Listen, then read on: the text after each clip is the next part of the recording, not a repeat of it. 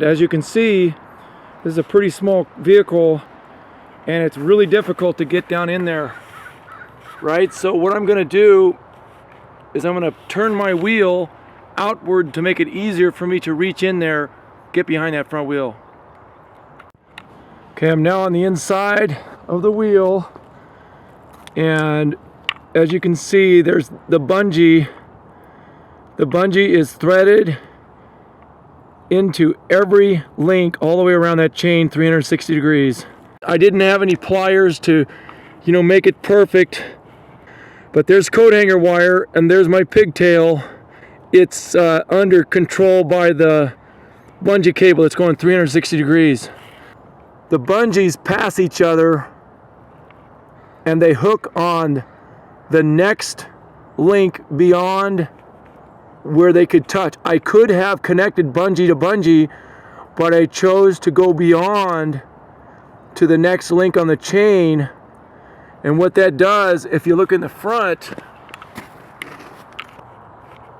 see how those are spread apart? These are a little bit closer together because on the inside I'm linking them by crossing the bungees.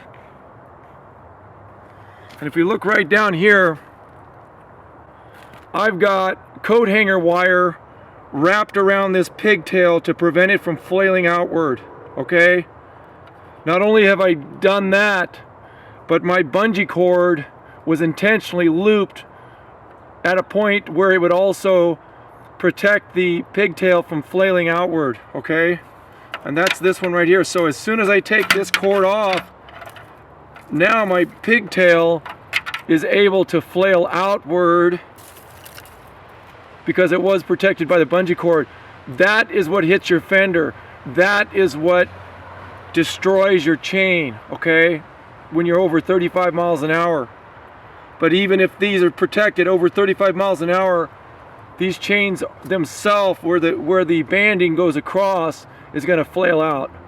Okay, it's a tremendous amount of pressure or tension. I'm going to rewrap these chains and explain some of the things I think about. On the inside, obviously, I can't go straight across because there's a steering mechanism in there. But out here, I can get better tension if I go perpendicular to this chain. Okay, I'm getting really strong tension there. And the reason it's important to do that is because these bungees are not that capable of holding a lot of strength, but if I do it perpendicular to that chain or that cable, I can get it really well. So I'd want to go across here to something on the opposite side and then just come right back. Just like that. That's one chain, okay? And because there's not a lot of tension on this one chain, because I've done it perpendicular and pulled it directly like this, it's doing its job. What would be worse is if I did the angle something like this.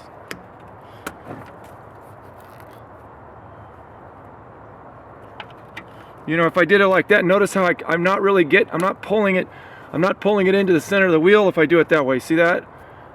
Yeah, I'd probably be doing okay here.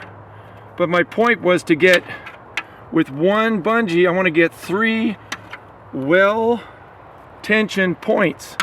Okay? So right there, if I do it directly across there, this is well-tensioned, this is well-tensioned, 3 points. Okay?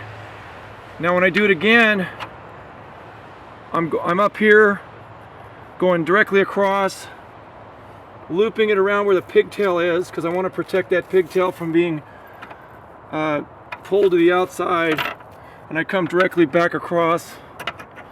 Because I've gone perpendicular to this cable, this is pulling very well, this is pulling very well, and then this is pulling very well down here, okay? And then I add on another cable. There's a single spot right there with no bungee. So what I'm going to do is I'll make sure that that's where I loop to take in that, and I just go directly across.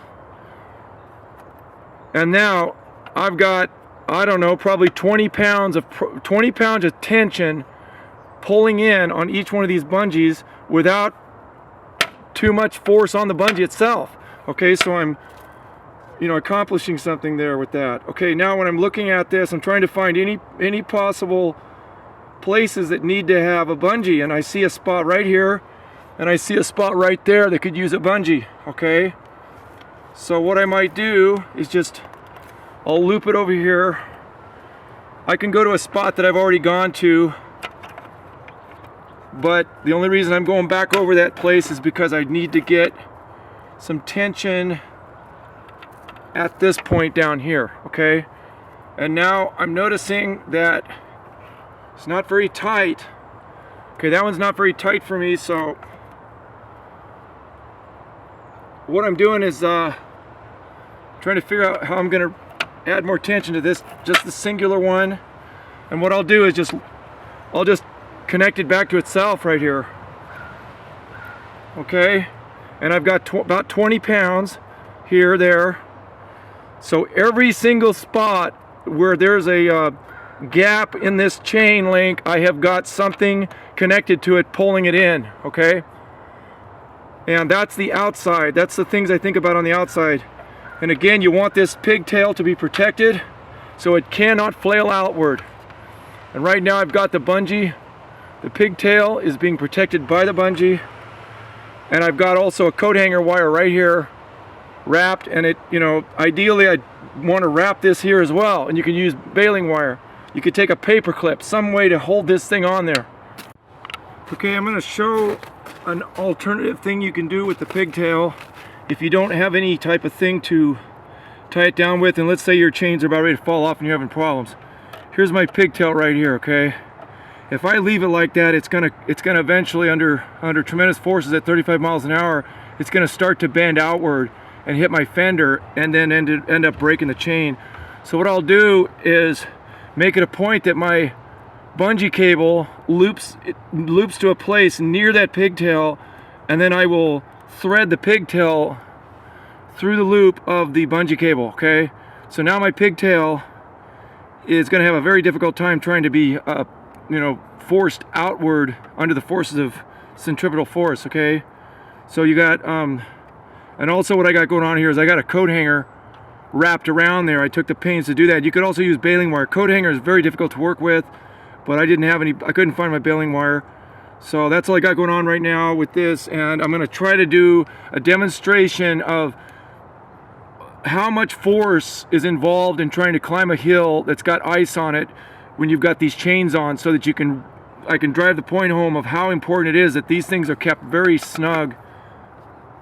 So that'll be my next. So right now I'm going to go up to find a hill to drive and shoot some video on that.